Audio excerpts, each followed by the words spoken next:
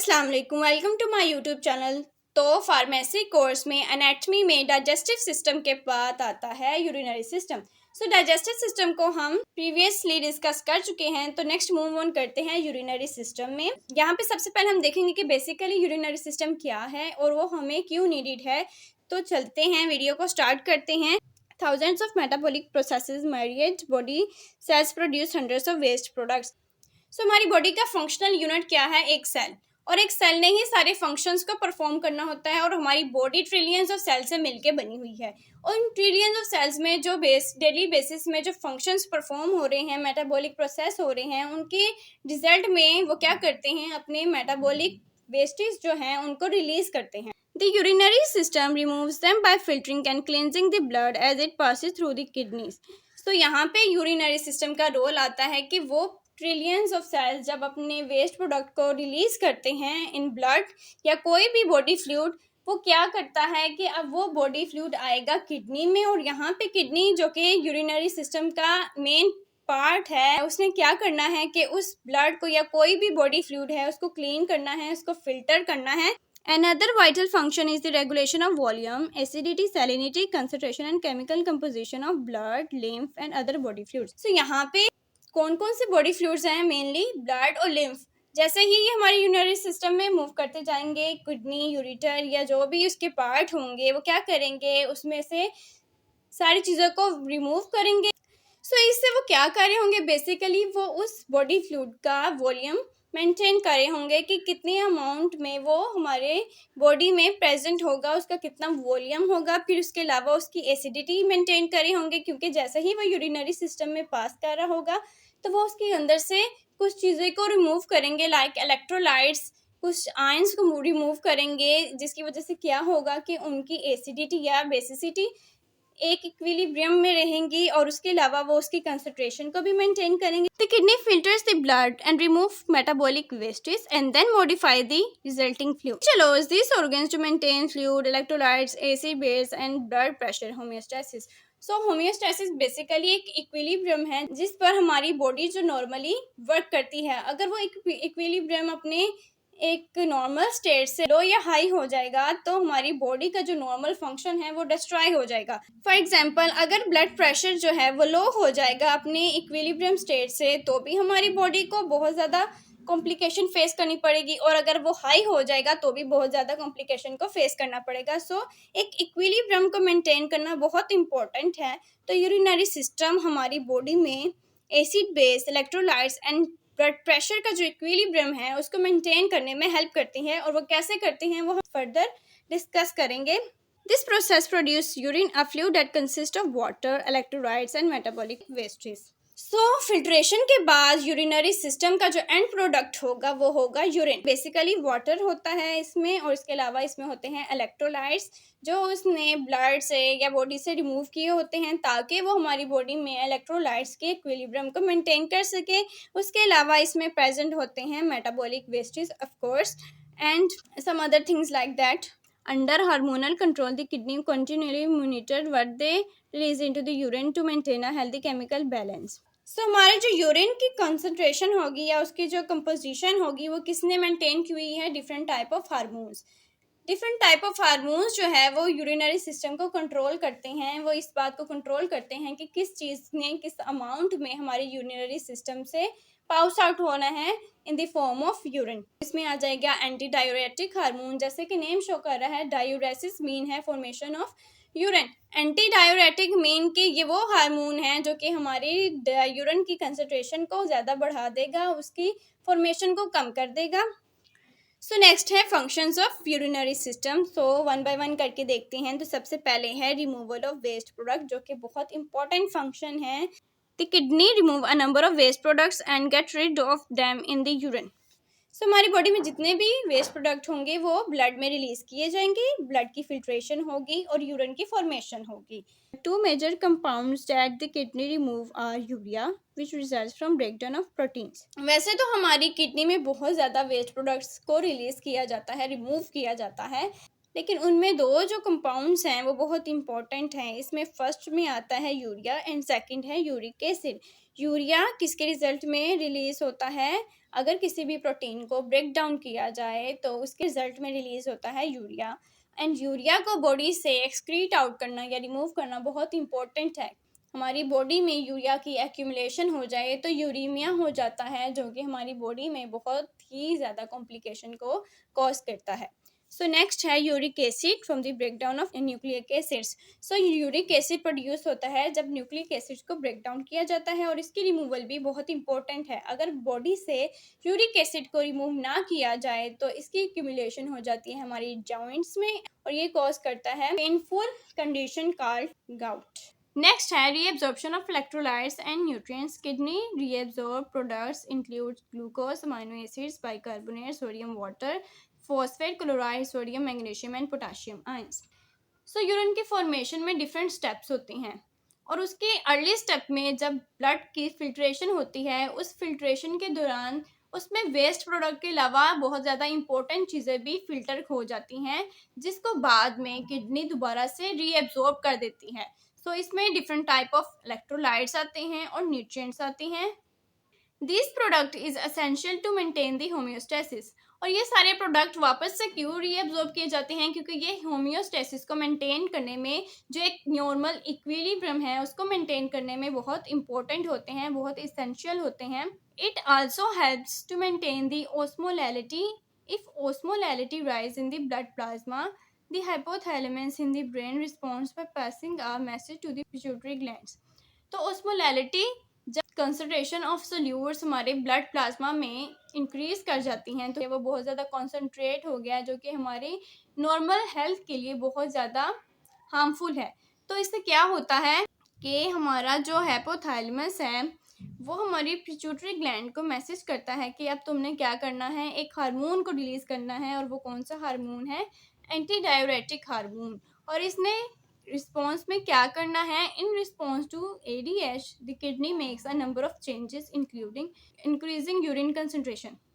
उसकी कंसंट्रेशन को इंक्रीज कर देगा, मीन्स कि उसमें जो नंबर ऑफ सोल्यूट्स हैं उनको इंक्रीज कर देगा, लेकिन नंबर ऑफ सोलवेंट जो है वो डिक्रीज हो जाएगा, जिससे यूरिन जो है वो ज़्यादा कॉन्सेंट्रेट हो जाएगा। इंक्रीज वाटर रीएब्जॉर्प्शन, और ज़्यादा से ज़्यादा वाटर को रीअब्जॉर्ब किया जाएगा ताकि ब्लड को डाइल्यूट किया जा सके। Reopening portion of the collecting duct that water can't normally enter, allowing water back into the body. So collecting duct mainly ये हमारे फंक्शनल यूनिट जो हमारी किडनी का है, जिसे हम नेफ्रॉन कहते हैं, उसका एक पार्ट है। सो रीअब्जॉर्प्शन मेनली कहाँ होती है? नेफ्रॉन में ही होती है। कुछ पोर्शंस को ओपन किया जाता है जो कि नॉर्मली क्लोज्ड होते हैं, और वहाँ से भी वाटर को रीअब्जॉर्ब किया जाता है, retaining urea in the medulla of the kidney rather than excreting it. So ये क्या करता है कि यूरिया को मेडुला ऑफ किडनी में ही रिटेन कर देता है as it draws in water. Because अगर यूरिया को यूरिन में रिलीज किया जाएगा तो लार्ज अमाउंट ऑफ वाटर भी रिलीज होगा, क्योंकि यूरिया ड्रॉ करता है वाटर को। नेक्स्ट है maintaining pH. Metabolic processes of cell produce carbon dioxide and metabolic acids. So ये टू कंपोनेंट्स क्या है? ये हमारे सेल के वेस्ट प्रोडक्ट्स हैं, जो कि वो मेटाबॉलिक प्रोसेसेस के रिजल्ट में रिलीज करते हैं या एक्सक्रीट करते हैं carbon dioxide combine with water molecule to form bicarbonate. So body में जब कार्बन डाइऑक्साइड वाटर के साथ मिलता है तो वो बाइकार्बोनेट को बनाता है। मेटाबॉलिक प्रोडक्ट्स बी एक्सक्रीटेड विया किडनी एंड लंग्स। सो ये दोनों जो मेटाबॉलिक प्रोडक्ट्स बनेंगे वो टू ऑर्गन्स के थ्रू रिलीज किए जाएंगे, किडनी और लंग्स के through. Kidney excreted metabolic acid and lung excreted CO2। So carbon dioxide mainly कहाँ से रिलीज होगी? लंग से। जब हम एक्सेल आउट करेंगे तो हम कार्बन डाइऑक्साइड को रिलीज करेंगे, इसको एक्सक्रीट करेंगे, और उसके अलावा जो second type of metabolic wastage है, मेटाबॉलिक एसिड, वो एक्सक्रीट आउट किए जाते हैं हमारी किडनी से। This factor maintain the blood pH between 7.3 to 7.4।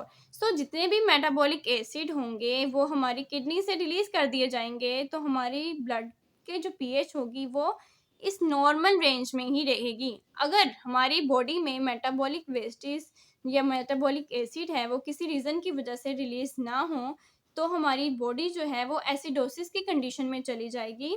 Means कि जो उसकी पीएच है वो बहुत ज़्यादा लो हो जाएगी, एसिड की तरफ चली जाएगी। तो हमारी बॉडी के जो नॉर्मली फंक्शन है वो डिस्टर्ब हो जाएगी, और हमारी बॉडी अपने किसी भी नॉर्मल फंक्शन को परफॉर्म नहीं कर पाएगी।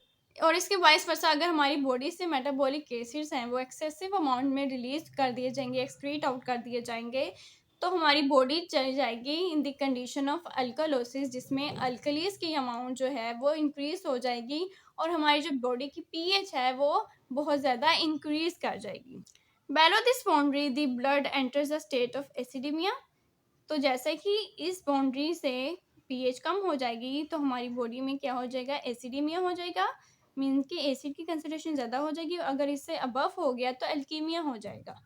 Outside this range, proteins and enzymes break down and can no longer function. In extreme cases, this can be fatal. So, acidosis and alkalosis में क्या होता है कि हमारी बॉडी में जितनी भी प्रोटीन्स हैं उनकी एंड एंजाइम हैं जिन्होंने कितने ज़्यादा फंक्शंस को परफॉर्म करना होता है, तो इन प्रोटीन एंड एंजाइम्स की ब्रेकडाउन शुरू हो जाती है। और अगर इस कंडीशन को ज़्यादा जल्दी ना ट्रीट किया जाए तो ये कंडीशन फैटल भी बन जाती है, बिकॉज हमारी जो बॉडी है, मसल्स हैं, वो सब कुछ प्रोटीन से बनी हुई हैं और ये सारी प्रोटीन की डिस्ट्रक्शन जो होगी हमारी बॉडी को एक सीवियर कंडीशन में ले जाएगी, जिसकी वजह से डेथ भी कॉज हो सकती है। एंड नेक्स्ट है maintain blood pressure and volume. हमारी किडनी बहुत ज़्यादा फंक्शंस को परफॉर्म करती है, लेकिन उनमें से एक है कि वो हमारे ब्लड के प्रेशर एंड वॉल्यूम को भी मेंटेन करके रखती है। सो अगर हम एक कंडीशन की बात करें, like in the case of dehydration, जब वाटर हमारी बॉडी में बहुत कम हो जाता है जिसकी वजह से हमारे बॉडी फ्लूइड्स का वॉल्यूम जो है वो बहुत कम हो जाता है, या फिर जब सोडियम डिफिशिएंसी हो जाती है बॉडी में, या हेमोरेज की कंडीशन होती है, उससे क्या होगा कि हमारा जो ब्लड वॉल्यूम है वो कम हो जाएगा। और ब्लड वॉल्यूम कम होगा तो इवेंचुअली ब्लड का जो प्रेशर है वो भी कम हो जाएगा। तो जब ब्लड प्रेशर कम होता है तो क्या होता है, हमारी किडनी के जक्स्ट्रा ग्लोमेरुलर सेल्स जो होते हैं वो रेनिन की प्रोडक्शन को इंक्रीज कर देते हैं। सो जैसे ही बॉडी में रेनिन की प्रोडक्शन जो है वो इंक्रीज कर जाएगी तो लीवर से एक हार्मोन रिलीज होगा, एक प्रोटीन रिलीज होगी जिसे हम एंजियोटेंसिनोजन कहते हैं। अब इसने क्या करना है कि इसने हमारे रेनिन को कन्वर्ट कर देना है एंजियोटेंसिन 1 में, और जैसे ही वो उसको एंजियोटेंसिन 1 में कन्वर्ट करता है तो लंग्स क्या करते हैं, वो एंजियोटेंसिन कन्वर्टिंग एंजाइम को रिलीज करते हैं, और ये क्या करता है, ये हमारे एंजियोटेंसिन 1 को कन्वर्ट कर देता है एंजियोटेंसिन 2 में। अब एंजियोटेंसिन 2 ने फर्दर कुछ चेंजेस करनी है, जिसमें क्या आएगा, सबसे पहले कि वो एड्रिनल कोर्टेक्स से क्या करता है, एल्डोस्टेरोन की प्रोडक्शन को इंक्रीज कर देता है। वंस अगेन ये एल्डोस्टेरोन जो है ये एक हार्मोन है, तो ये क्या करेगा, in kidney increase sodium and water reabsorption and increase secretion of potassium and hydrogen into the urine. So जैसे ही एल्डोस्टेरोन रिलीज होगा तो क्या करेगा, हमारी किडनी से सोडियम की जो रीअब्जॉर्प्शन है उसको इंक्रीज कर देगा। सो जैसे ही सोडियम और वाटर को रीअब्जॉर्ब किया जाएगा तो इससे क्या होगा कि जो हमारा ब्लड वॉल्यूम है वो इंक्रीज कर जाएगा बिकॉज ऑफ वाटर। और जैसे ही हमारी ब्लड का वॉल्यूम इंक्रीज करेगा तो इवेंचुअली क्या होगा, हमारा ब्लड प्रेशर भी इंक्रीज हो जाएगा अंटिल कि वो नॉर्मल तक पहुंच जाए। सो ये तो था एक इफेक्ट एंजियोटेंसिन 2 का। अब सेकंड इफेक्ट को देख लेते हैं। एक तो एंजियोटेंसिन 2 एल्डोस्टेरोन की प्रोडक्शन करवाता है, एंड सेकंड वो क्या करता है, वेजोकंस्ट्रिक्शन को काज करता है। सो वेजोकंस्ट्रिक्शन ऑफ आर्टरियोल्स क्या करती हैं, वो जैसे ही हमारी ब्लड वेसल कंस्ट्रिक्ट कर जाएगी तो वहाँ पे जो ब्लड का प्रेशर होगा वो इंक्रीज कर देगा। सो यहाँ पे एट द एंड क्या हो गया, ब्लड प्रेशर इंक्रीज हो गया। तो इस तरह हमारा जो ब्लड प्रेशर है वो लो से नॉर्मल कंडीशन में आ गया। सो हमारी किडनी हमारे ब्लड प्रेशर और उसके वॉल्यूम को मेंटेन करने में भी हेल्प करती है। सो नेक्स्ट है control of erythropoiesis. So erythropoiesis क्या है, मेनली ये formation of red blood cells है। अब किडनी रेड ब्लड सेल्स की फॉर्मेशन में कैसे हेल्प करती है, रेड ब्लड सेल्स कहाँ फॉर्म किए जाते हैं, मेनली ये फॉर्म किए जाते हैं in bone marrow. Bone marrow हमारी बोन्स में प्रेजेंट होता है, लेकिन किडनी उसमें कैसे हेल्प करती है, kidney secret the enzyme erythropoietin which is useful in the production of red blood cells. जैसे ही हमारे ब्लड में रेड ब्लड सेल्स की जो कंसंट्रेशन है वो कम होगी तो एक मैसेज आएगा हमारी किडनी की तरफ कि अब तुमने एरिथ्रोपोइटिन प्रोटीन जो है उसको रिलीज करना है। तो जैसे ही हमारी ब्लड वेसल्स में एरिथ्रोपोइटिन रिलीज होगा तो वो फिर से मैसेज आएगा हमारी बोन की तरफ कि अब तुमने एरिथ्रोपोइसिस को इंक्रीज कर देना है, मींस के increase amount of red blood cell को फॉर्म करना है। सो इस तरह हमारी किडनी हमारी एरिथ्रोपोइसिस में भी हेल्प करती है। नेक्स्ट है maintain the calcium level. Kidney helps to synthesize the enzyme calcitrol which is active form of vitamin D. So vitamin D जो है वो हेल्प करता है हमारे कैल्शियम की एब्जॉर्प्शन में, और किडनी क्या करती है कि वो एक एंजाइम को सिक्रेट करती है या सिंथेसाइज करती है जिसको हम कहते हैं कैल्सिट्रोल। और ये क्या करेगा, increase both the amount of calcium that the intestine can absorb and the reabsorption of phosphate in the kidney. So एक तो ये हमारी कैल्शियम जो कि हमारी इंटेस्टाइन में एब्जॉर्ब किया जाता है फ्रॉम आवर फूड, उसकी एब्जॉर्प्शन को भी इंक्रीज कर देगी। एंड सेकंड ये हमारी किडनी में रीएब्जॉर्प्शन ऑफ फॉस्फेट को भी इंक्रीज कर देगी। सो इस तरह ये कैल्शियम एंड फॉस्फेट के लेवल को भी मेंटेन करता है। नेक्स्ट है provide the glucose during fasting stage. Kidney perform the gluconeogenesis process during the fasting or starvation condition and synthesize the new glucose molecule. So in the case of fasting या starvation हमारी kidney क्या करती है, वो gluconeogenesis process को start करती है जिससे हमारी न्यू मॉलिक्यूल ऑफ ग्लूकोज बनते हैं और हमारी किडनी इस तरह हमारी बॉडी की जो एनर्जी नीड है उसको भी पूरा करती है। सो ये थे हमारे किडनी के कुछ फंक्शंस। तो अब नेक्स्ट देखते हैं कंपोजिशन ऑफ यूरिनरी सिस्टम, कि हमारा जो यूरिनरी सिस्टम है वो मेनली किस किस कंपोनेंट से बना हुआ है। तो इसमें आ जाती हैं 2 किडनीज, फिर आ जाएंगी 2 यूरिटर्स, एक यूरिनरी ब्लैडर एंड फिर आएगा यूरिथ्रा। एंड फर्स्ट कंपोनेंट है kidneys. Kidneys are paired. So kidney आती हैं पेयर में जो कि हमारी left and right regions of body में प्रेजेंट होती हैं। रेडिश, तो इनका कलर क्या होता है, रेडिश होती है, और इनकी जो शेप होती है वो बीन शेप्ड होती हैं, इसलिए इनको बीन शेप्ड ऑर्गन कहा जाता है। Responsible for formation of urine by blood filtration, जो क्या करती है, यूरिन की फॉर्मेशन करती है, किससे, by the filtration of blood. So kidney में आएगा ब्लड, वहाँ से ब्लड को फिल्टर किया जाएगा, फिर ये एक लंबी सी ट्यूब लाइक स्ट्रक्चर होता है जिसको हम कहते हैं यूरिटर, और जैसे ही यूरिन हमारी किडनी से आएगा यूरिटर में, तो यूरिटर का मेन फंक्शन क्या होगा, फिर किडनी से ब्लैडर तक जो एक सैक है जहाँ पे यूरिन को स्टोर किया जाता है वहाँ तक यूरिन को लेके आना। सो ब्लैडर में उसको कुछ अमाउंट तक स्टोर किया जाएगा एंड फिर आपको मिचुरेशन या यूरिनेशन की एक अर्ज आएगी, फिर आपने यूरिथ्रा के थ्रू अपने यूरिन को एक्सक्रीट आउट कर देना है। सो नेक्स्ट है हमारी किडनी की लोकेशन।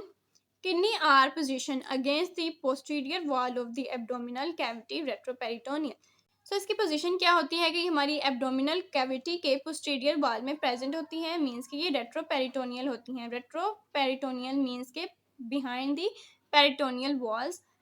सो किडनी हमारी बैक साइड में प्रेजेंट होती हैं between the level of 12th thoracic and the 3rd lumbar vertebrae। So kidney कहाँ प्रेजेंट होगी, हमारी बैक साइड पे हमारी 12th thoracic and 3rd lumbar vertebrae के दरमियान में हमारी किडनी प्रेजेंट होगी। The right kidney is usually 1.5 to 2 centimeter lower than the left because of the large area occupied by the liver on the right side।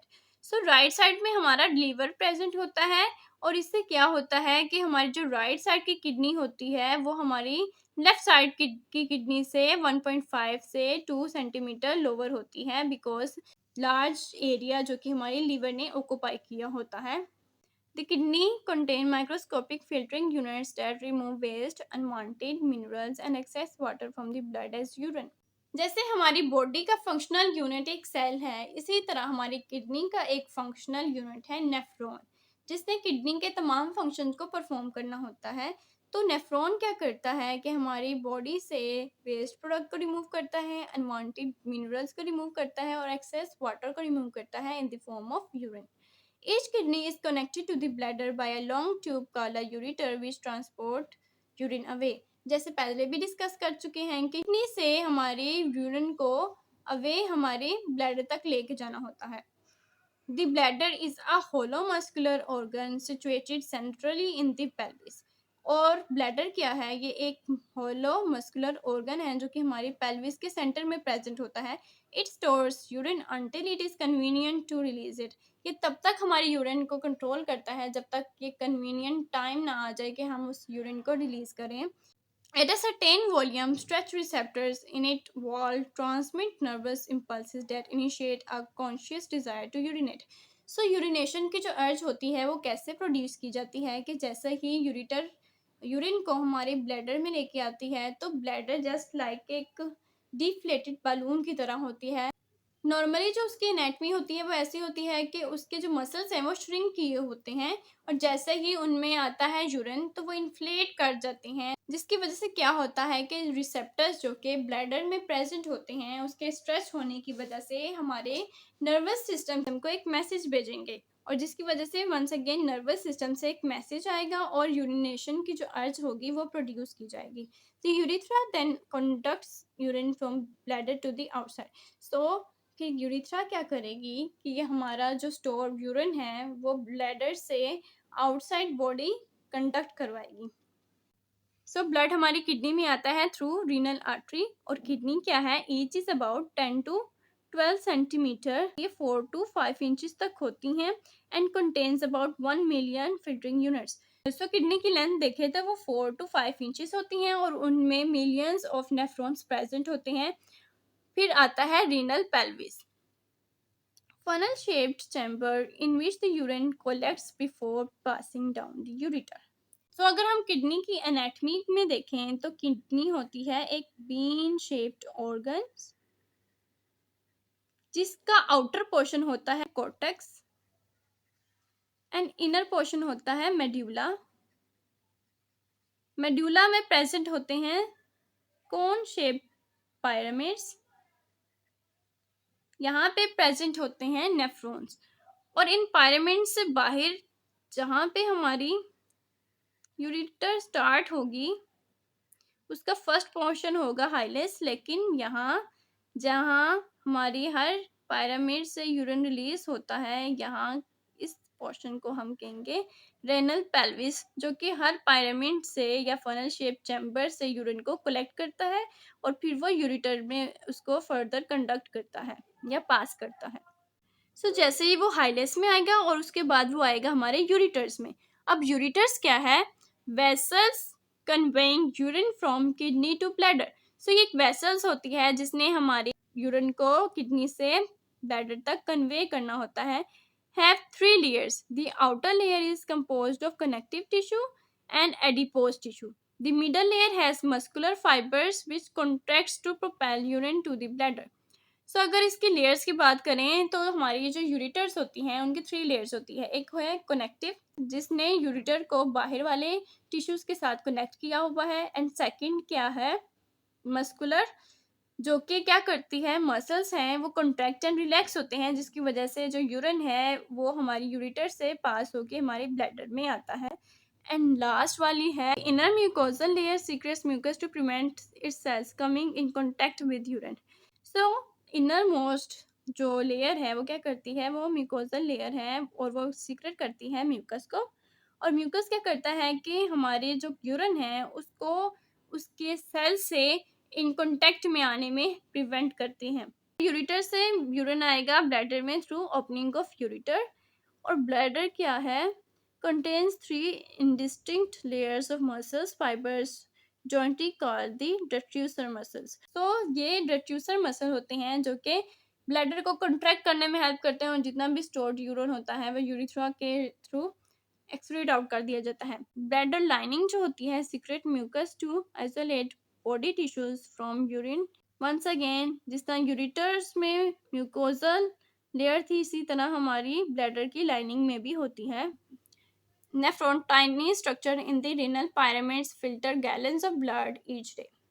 जैसे कि उसकी anatomy में पहले भी देखा था कि हमारी किडनी में क्या होती है कोन शेप पिरामिड्स होती हैं और इसमें नेफ्रॉन्स प्रेजेंट होते हैं जो कि किडनी के फंक्शनल यूनिट है और इन्होंने क्या करना है गैलन्स ऑफ ब्लड को रिसीव करना है, उनको फिल्टर करना है और यूरिन की फॉर्मेशन करनी है। The kidney reabsorb vital substances, remove unwanted ones and return the filtered blood back to the body. So क्या होता है कि जो किडनी है वो हमारे ब्लड से अनवांटेड चीज़ों को रिमूव कर देगी और जो वांटेड है उनको दोबारा से रीअब्जॉर्ब कर लेगी और जो फिल्टर ब्लड है उसको वापस से बॉडी की तरफ मूव कर देगी या रिटर्न कर देगी। As if they were not busy enough, the kidney also creates urine to remove all the wastes. So ये एंड में क्या करेगी कि जितने भी वेस्ट प्रोडक्ट है in the form of urine हमारी बॉडी से रिलीज हो जाएंगे या एक्सक्रीट आउट हो जाएंगे. Blood enters the kidney through renal arteries. So जो ब्लड है वो हमारी किडनी में कैसे आएगा, रीनल आर्टरीज से आएगा. These arteries branch into two tiny capillaries that interact with urinary structure inside the kidney, namely the nephrons. तो नेफ्रॉन तो बहुत टाइनी स्ट्रक्चर होता है, तो डायरेक्टली एक आर्टरीज तो इसमें एंटर नहीं करती, इसलिए आर्टरीज को टाइनी कैपिलरीज में डिवाइड होना पड़ता है और फिर वो एंटर होती हैं हमारी नेफ्रॉन्स में ब्लड को लेके. Here the blood is filtered, waste is removed and vital substances are reabsorbed back into the bloodstream.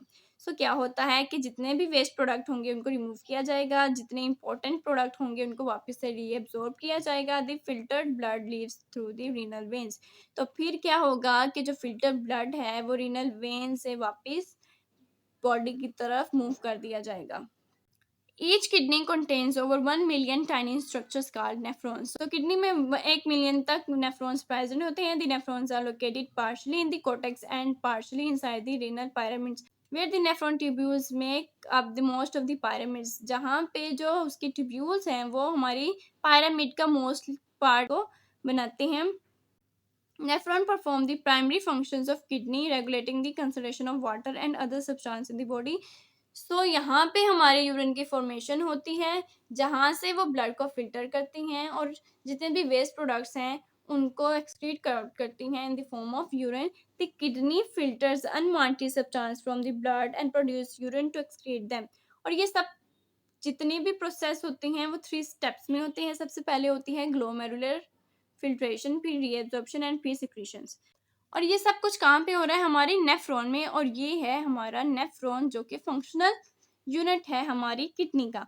और अगर इसकी एनाटॉमी को देखें तो सबसे पहले आता है ग्लोमेरुलस. ये एक टाइनी कैपिलरीज नेटवर्क होता है. इसको इंसर्कल किया होता है एक कैप्सूल में जिसको हम बाउमेंस कैप्सूल भी कहते हैं या ग्लोमेरुलर कैप्सूल भी कहते हैं. फिर आता है प्रोक्सिमल कन्वोल्यूटेड ट्यूब्यूल, फिर आएगा असेंडिंग ट्यूब्यूल, फिर आएगी असेंडिंग ट्यूब्यूल और फिर आएगा distal convoluted tubule and at the end आ जाएगी कलेक्टिंग डक्ट जिससे फिर यूरिन को एक्सक्रीट आउट किया जाएगा. तो सबसे पहले हम उसके 1 by 1 एनाटॉमी के बेस में उसके फंक्शन को देख लेते हैं. तो सबसे पहले बाउमेन कैप्सूल्स में जो ग्लोमेरुलस प्रेजेंट है वहां पे क्या होगा, यहाँ पे मेनली फिल्ट्रेशन होगी ब्लड की. सो रीनल कैप्सूल में क्या होगा, प्रोडक्शन ऑफ फिल्ट्रेट, यहाँ पे ब्लड को फिल्ट्रेट किया जाएगा. फिर नेक्स्ट आएगी प्रोक्सिमल कन्वोल्यूटेड ट्यूब्यूल और यहाँ पे क्या है, reabsorption of water, ions and all organic nutrients. यहाँ हमारे ब्लड से जितने भी एसेंशियल चीज़ें फिल्टर की हैं उसको रीएब्जॉर्ब कर दिया जाएगा. और फिर आएगी डिसेंडिंग ट्यूब्यूल और वहाँ पे होगा फर्दर रीएब्जॉर्प्शन ऑफ वाटर और यहाँ से फर्दर रीएब्जॉर्प्शन ऑफ वाटर की जाएगी. और असेंडिंग लिम्ब में क्या होगा, reabsorption of sodium and chloride ions और यहाँ पे वापस से रीएब्जॉर्ब किया जाएगा सोडियम और क्लोराइड आयंस को. फिर आगे डिस्टल कन्वोल्यूटेड ट्यूब्यूल में क्या होगा, secretion of ions, acids, drugs and toxin. So अब यहाँ पे क्या होगा कि हमारी बॉडी में जितने भी ions, acid, drugs and toxins होंगी उनकी सिक्रीशन होगी. Variable reabsorption of water, sodium ions and calcium ions under hormonal control. और इसके अलावा हमारी हार्मोनल बेस्ड में अगर इक्विलिब्रियम को मेंटेन करने के लिए reabsorption of water and sodium ज़रूरी है तो वो भी इस पार्ट में एब्जॉर्ब किए जाएंगे. फिर आएगा collecting duct, variable reabsorption of water. So यहाँ पे भी अगर नीडेड है वाटर की एब्जॉर्प्शन की जाएगी, reabsorption of secretion of sodium, potassium, hydrogen and bicarbonate ions. तो या तो ये सारी चीज़ें एब्जॉर्ब की जाएंगी या उनको सीक्रेट किया जाएगा on the basis of homeostasis stage of body, कि हमारी जो होम्योस्टेसिस है उसकी बेस में या तो हम इसको एब्जॉर्ब कर देंगे या इसको यूरिन में सीक्रेट कर देंगे. फिर लास्ट पे आएगा papillary duct, delivery of urine to minor calyx. तो नेफ्रॉन जो है वो अटैच होते हैं माइनर कैलिक्स से, फिर आएगा मेजर कैलिक्स और फिर आएगा रीनल पेल्विस. सो माइनर कैलिक्स में ये यूरिन को सीक्रेट कर देंगे और फिर वो क्या करेंगे, आगे मेजर कैलिक्स में जाएंगे और वहाँ से वो रीनल पेल्विस में जाएंगे. फिर आएगा यूरिटर और वहाँ से वो ब्लैडर में हमारे यूरिन को ले आएंगे. As blood flows through glomerulus, blood pressure pushes water and solutes from capillaries into the capsule through filtration membrane. जैसे ही ब्लड हमारे ग्लोमेरुलस में आएगा तो क्या होगा कि जो ब्लड प्रेशर है वो वाटर और जितने भी सोल्यूट्स हैं वो कैपिलरी से हमारे बोमेन कैप्सूल में पुश कर दिए जाएंगे, जिसकी वजह से हमारा जो ब्लड है उसकी फिल्ट्रेशन हो जाएगी. This glomerular filtration begins the urine formation process. ये फर्स्ट स्टेप था हमारी यूरिन फॉर्मेशन का. Urine is about 95% water and 5% waste products. अगर हम यूरिन की फॉर्मेशन या उसकी कंपोजिशन को देखें तो 95% तक वो सिर्फ वाटर होता है और सिर्फ 5% होते हैं उसमें वेस्ट प्रोडक्ट्स. और वेस्ट प्रोडक्ट्स में क्या क्या आएगा? Nitrogenous waste excreted in urine include urea, carotene, ammonia and uric acid. Ions such as sodium, potassium, hydrogen, calcium are also excreted. ये सारे वेस्ट प्रोडक्ट्स हैं जो कि हमारी यूरिन के थ्रू एक्सक्रीट आउट किए जाते हैं. Urine produced in the kidney travels down the ureters into the urinary bladder. जैसे कि पहले भी हम बार बार डिस्कस कर चुके हैं कि यूरिन जो हमारी किडनी में बनता है उसने आना है यूरिनरी ब्लैडर में, और वो किसकी हेल्प से आएगा? With the help of ureters, जो कि एक ट्यूब लाइक स्ट्रक्चर है. The bladder expands like an elastic sac to hold more urine. उसकी एनाटमी में क्या होता है कि पहले तो वो एक डिफ्लेट बलून की तरह ही होता है, लेकिन जैसे ही उसमें यूरिन आता है तो वो इन्फ्लेट हो जाता है, जिसकी वजह से जो रिसेप्टर्स हैं वो स्ट्रेच रिसेप्टर्स वो एक्टिव हो जाते हैं, नर्वस सिस्टम को मैसेज देते हैं. नर्वस सिस्टम फिर आपको एक यूरिनेशन या मिक्चुरेशन की अर्ज प्रोड्यूस करवाता है, और फिर आप अपने जो यूरिन है उसको यूरिनेट करते हैं through urethra. As it reaches capacity, जैसे उसकी कैपेसिटी फिल हो जाती है, द प्रोसेस ऑफ मिक्चुरेशन या यूरिनेशन बिगिंस. जैसे उसकी कैपेसिटी पूरी हो जाएगी तो आपको मिक्चुरेशन या यूरिनेशन की अर्ज आएगी. ये था हमारी यूरिनरी सिस्टम का ओवरव्यू कि कैसे यूरिनरी सिस्टम से हमारे यूरिन को प्रोड्यूस किया जाता है और यूरिन में किस किस चीज़ों को एक्सक्रीट आउट किया जाता है. आई होप सो कि आपको समझ आई होगी. And if you like this video please like, comment and share. मिलते हैं नेक्स्ट वीडियो में. अंटिल देन, अल्लाह हाफिज़.